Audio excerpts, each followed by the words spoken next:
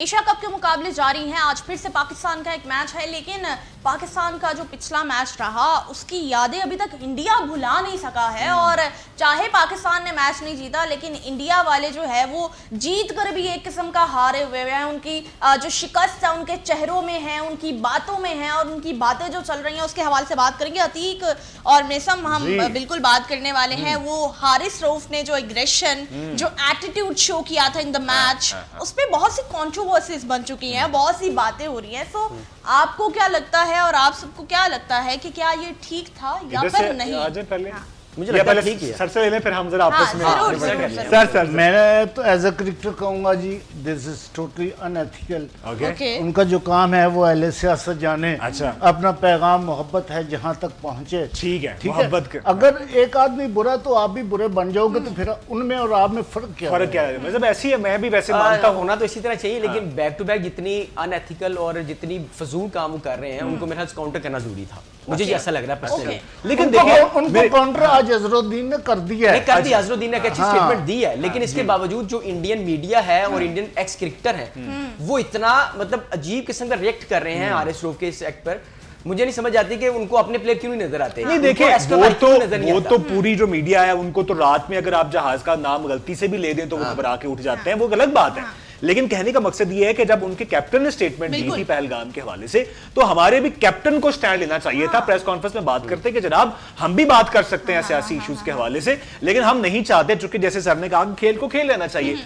हारिस रऊफ जो हरकतें कर रहे थे ना, वो लग रहा था कि एक बहुत ही गली मोहल्ले की क्रिकेट हो रही है, जिसपे वो कह रहे हैं जी कि जहाज गिरना है। नो डाउट हम एंजॉय कर रहे थे, इसमें कोई मजा आ रहा था हमें, लेकिन वो जो एक जेंटलमैन की गेम है ना वो खराब। नहीं देखिए, अगर ये खराब तो इंडिया ने किया है। आप हारिस रऊफ सॉरी अगर ये हरकत हारिस रऊफ, गिल या शर्मा को आउट करके करते आप, जैसे साहबजादा फरहान ने गन स्टाइल में सेलिब्रेट किया है, हम सबको अच्छा लगा। लेकिन मैं सिचुएशन क्या थी उस वक्त? सिचुएशन ये थी कि कुछ इंडियन फैंस जिन्होंने कोहली की और दीगर प्लेयर्स की तस्वीरें पकड़ी हुई थी। सर देखिए मेरी बात सुनिए, जब भी आप एक वक्त तक आपको याद होगा जब इंजमाम ने स्पेक्टेटर्स को बैट मंगवा के मारा था। मुझे लगता है कि ये आपकी मेंटल कमजोरी की निशानी है कि आप किसी के कहे पे, जो ग्राउंड से भी बाहर बैठा हुआ है, उसके कहे के प्रेशर पे आके, जैसे इंजमाम ने किया था कि आलू कहने पे बैट उठा लिया था तमाशाई पे, वैसे ही मतलब आपको कोई छेड़ेगा तो आप छिड़ जाएंगे, इसका मतलब है। नहीं, छिड़ना नहीं चाहिए। ये भी तो है ना सवाल। उसने एक मैसेज दिया था, not only to the fans of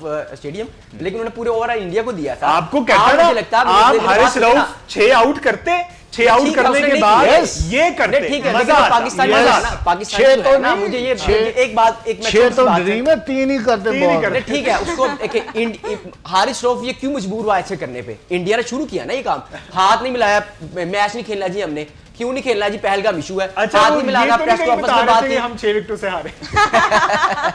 6 विकेटों से हारे। नहीं, अब ये साइन बन गया हुआ है, हर कोई अब 6-0 करेगा, इंडिया को चिढ़ आएगी इस पे।